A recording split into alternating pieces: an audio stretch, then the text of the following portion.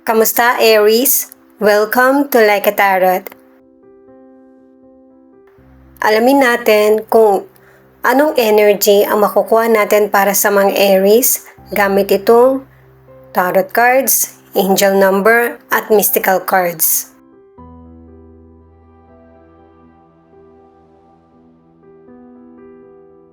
Four, a sign that you would benefit from taking a leap of faith in some respect.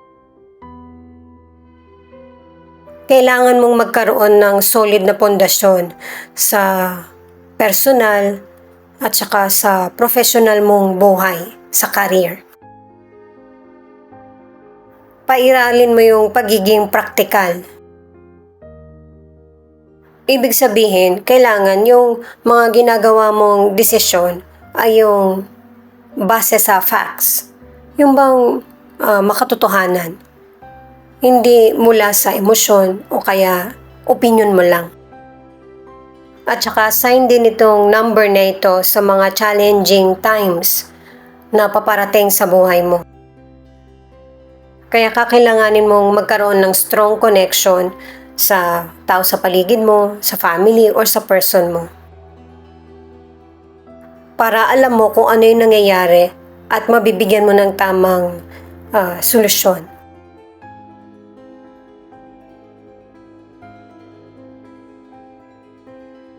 Itong mga cards na ito, pwedeng kaibigan mo to, katrabaho, family member or person mo.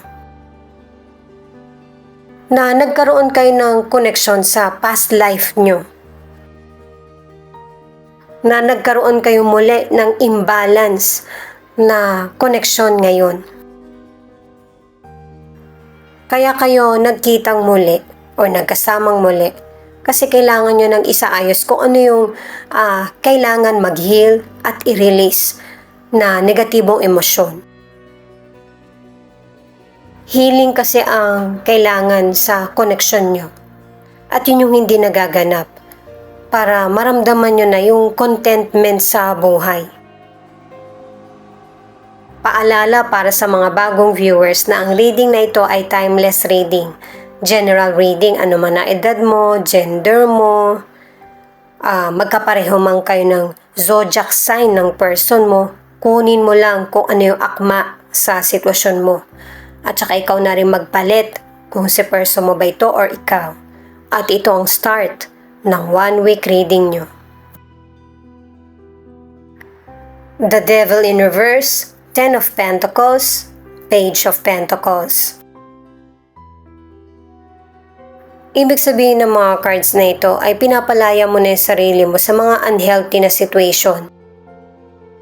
Pagdududa or takot. At saka yung buhay mo, mailalarawan sa nilangisan na makina. Yung tuloy-tuloy yung galaw niya. Patungkol yan sa karir mo, sa negosyo, o kaya kahit sa financial. Kumbaga, tagumpay ang pinapakita ng mga cards na ito sa career or negosyo. Ang kailangan mo lang kontrolin dito yung emosyon mo or ugali. Hindi mo talaga may iwasan na masubukan yung pasensya mo kasi magiging busy ka. Kahit yung mga tao sa paligid mo. Pairalin ang pagiging professional sa career man o kaya sa negosyo. May mga taong makakasalamuha ka na meron ding hindi magandang pag-uugali. Kaya depensa mo yung sarili mo sa makatwiran na pamamaraan. Para sa ilang nasa relationship, ay kahit na nagkaroon ng betrayal or panlilinlag sa relasyon nyo ng person mo, kumbaga, wala lang yun. Hindi yun siniseryoso ng person mo. Kasi ang person mo mas focus sa family nyo. Yung bang naudyukan yung person mo. Kasi sa mga kasama niya. At saka, maibabalik nyo muli yung tiwala sa isa't isa. Kasi kilala mo yung person mo kung nagsiseryoso siya or hindi. Para sa ilang single, may potential person na hindi talaga totoo yung intensyon niya sa iyo. Ang nagugustuhan niya sa iyo ay yung maganda kasi yung pamilya na meron ka or maganda kasi yung kita mo. Mapapaniwala ka ng person na ito sa mga gawa niyang kwento or pakitang tao. Dahil sa wise ka, alam mo yung person na pang relasyon talaga at saka hindi pang forever. Maraming beses ka na rin kasi nasaktan. Ace of Pentacles, Queen of Cups, Page of Swords. Positive pa rin ang ipinapakita ng mga cards patungkol sa karir mo, sa negosyo or financial. Kasi may ilang Aries na nagpapasalamat ka kasi nabibigyan ka ng pagkakataon na umasenso yung buhay mo or may mga chances na dumarating para matugunan yung mga problema mo. At saka magiging payapa yung buhay mo. Yung karir mo magpapatuloy, ganun din ang negosyo at saka financial. At may ilang Aries na meron kang anak na sinusubaybayan mo siya. Tinitingnan mo lang siya or hinahayaan sa mga decisions niya kasi ayaw mong lumayo yung loob niya sa iyo. Pero ang totoo, napaka-protective mo na person sa family mo at kahit sa friends mo. Nagsasabi ka ng, ay wag mo na ituloy yan, ganito na lang kaya yung gawin mo or sasamahan kita, yung mga ganun bang pag-aalala mo. Yung success na natatamo mo, na isi-share mo rin sa kapwa mo. Ang advice para sa financial, hindi naman lahat kailangan ipaalam mo or ikwento. Para ikaw yung makakakontrol ng situation at hindi yung ibang tao ang magkokontrol sa iyo. May ilang Aries kasi na tiwala ka at saka sa sobrang tuwa mo, nakukwento mo. Para sa ilang single, may potential person kang makikilala na nagseseryoso sa relasyon. May enjoy nyo yung pag-uusap, magsishare kayo ng experience. Yun nga lang, itong person ay medyo may pagka-matampuhin. Para sa ilan na nasa relationship, nakakabuo ka ng healthy na relasyon. Nagiging stable yung relationship nyo.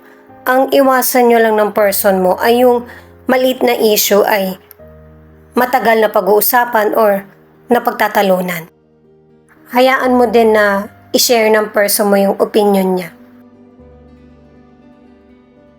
The Moon, Three of Cups, Knight of Swords.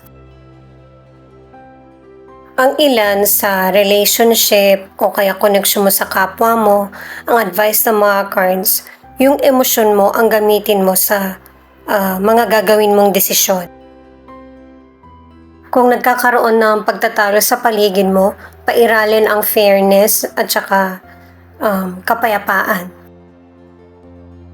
Dito ka kasi magkakaroon ng mas marami pang kaibigan, magtitiwala sa iyo.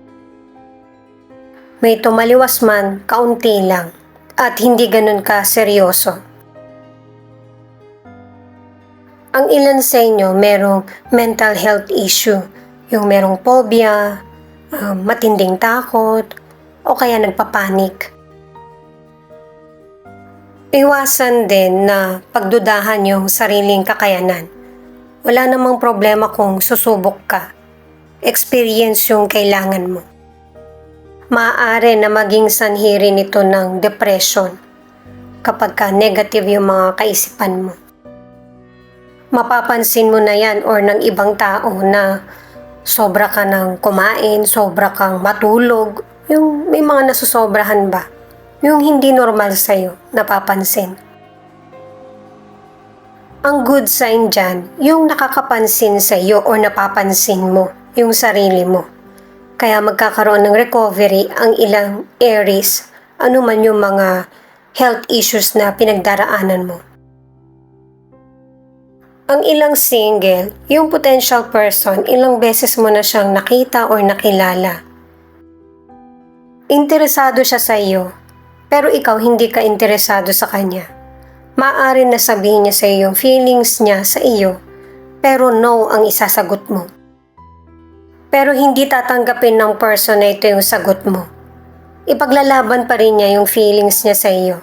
Gagawin niya yung lahat. Ito yung final card na Queen of Wands. Merong person, pwedeng family mo ito, person mo, or katrabaho na magbibigay sa'yo ng positive na energy or idea. Kailangan mong makinig sa kanya kasi matagal ka na niyang inoobserbahan. Kasi nakikita ng person na ito na malaki yung potential mo at may tiwala siya sa iyo. Malakas din yung karisma mo na maka-attract ng mga mabuting tao. Yung makakatulong ba sa'yo para mas lalo kang mag-grow at saka maintindihan mo yung iba't ibang parte o sitwasyon ng buhay. Kailangan talaga yung pakikinig kahit na hindi ka interesado. Ang ilan sa relationship, mapipilit mo yung person mo na sabihin sa kanya kung ano yung totoong feelings niya or ano yung mga worries niya. Susolusyonan mo ito ng magaan. At saka, maaari na ang ilan sa inyo, pareho kayong busy ng person mo. Ito yung gusto niya, isa sa gusto niya na magkaroon kayo ng bonding. At saka, meron ding issue sa bahay niyo na ang gusto niya, hati kayo sa gawain. Kasi yung person mo, hindi man niya sabihin sa'yo, may mga panahon na pagod talaga yung kaisipan niya. Gusto niya rin na wala muna kayong gawin. Kaya lang, isa sa inyo yung energetic talaga. Ito naman yung feelings ng person mo na pwede rin ipakita kung ano yung feelings mo. Kumukonekta yung reading natin na ito yung gusto ng person mo, yung magkaroon kayo ng time na makapagpahinga o relax. Alam ng person mo na siya yung pinaguhugutan mo ng lakas at hindi rin niya gusto na ipakita yung weakness niya sa iyo. Hindi niya kayang i-express yung totoong gusto niya or feeling. Magkasama man kayo na i-enjoy yung oras or magkanya-kanya, ito yung gusto niya. Napipressure na rin yung person mo kasi sa trabaho niya or sa sariling issue. Hindi issue sa kanya kung magkaiba man kayo ng prioridad or ng gusto. Kasi alam ng person mo na hindi nagbabago yung damdamin niyo. Hindi rin gusto ng person mo na gumawa ng issue or siya yung maging issue kasi alam naman niya na yung kasagutan sa mga problems niyo. Nagiging malakas ang person mo dahil sa'yo at saka hindi rin nawawala yung oras nyo sa isa't isa, mas lalo pang ang tumitindi.